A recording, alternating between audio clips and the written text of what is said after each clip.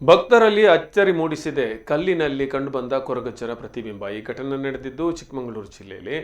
ಕೊರಗಜ್ಜ ಎಂದೇ ಕಲ್ಲಿಗೆ ಪೂಜೆ ನಡೆಸುತ್ತಿದ್ದ ಭಕ್ತರು ಫೆಬ್ರವರಿ 24ರಲ್ಲಿ ಇದೇ ಜಾಗದಲ್ಲಿ ಕೊರಗಜ್ಜನ ಮೂರ್ತಿಯನ್ನ ಪ್ರತಿಷ್ಠಾಪಿಸಲು ಮುಂದಾಗಿದ್ರು. ಹಣಕಾಸಿನ ಅಡ್ಡಿಯಾದಾಗ ಕೊರಗಜ್ಜನಿಗೆ ಪ್ರಾರ್ಥಿಸಿದ್ರು. ಪ್ರಾರ್ಥನೆ ಸಲ್ಲಿಸಿದ 2-3 ದಿನದಲ್ಲಿ ಅಚ್ಚರಿ ಕಂಡುಬಂದಿದೆ. ಕಳಸದಿಂದ 3 ಕಿಲೋಮೀಟರ್ ದೂರದಲ್ಲಿರುವ ಗ್ರಾಮದಲ್ಲಿ ಈ ಒಂದು ಘಟನೆ ನಡೆದಿದೆ.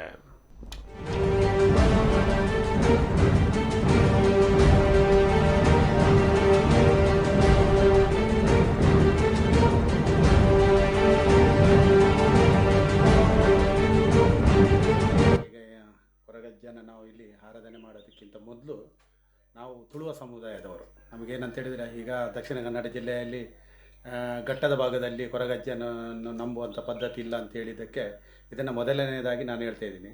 ತುಳುವ ಸಮುದಾಯದಿಂದ ನಮ್ಮ ಹಿರಿಯರಿಂದ ಬಳವಳಿಯಾಗಿ ನಾವು ಆರಾಧನೆ ಮಾಡ್ಕೊಂಡು ಬಂದಿರತಕ್ಕಂಥ ಸ್ವಾಮಿ ಕೊರಗಜ್ಜ.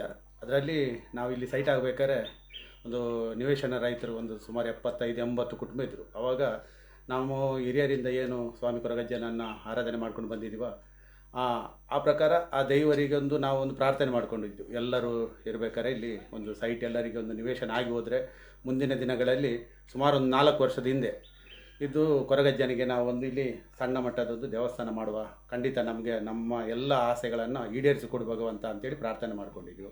ಅದಕ್ಕಿಂತ ಮುಂಚೆ ಇದೇ ಜಾಗದಲ್ಲಿ ಫಾರ್ಮೇಷನ್ ಆಯಿತು ಫ್ಲಡ್ನವರಿಗೆ. ಆ ಸಂದರ್ಭದಲ್ಲಿ ಇಲ್ಲಿ JCP ಬಂದು ಕೆಲಸ ಮಾಡಬೇಕಾದ್ರೆ ಸುಮಾರು ಇಲ್ಲಿ ಎಡ್ದಾಳ್ ರಾಜೇಶ್ ಅಂತೇಳಿ ಅವರೇ ನಮಗೆ ಹೇಳಿರೋದು, ಇಲ್ಲಿ JCP ಬಂದಾಗಿರೋದು ಈ ಜಾಗದಲ್ಲಿ.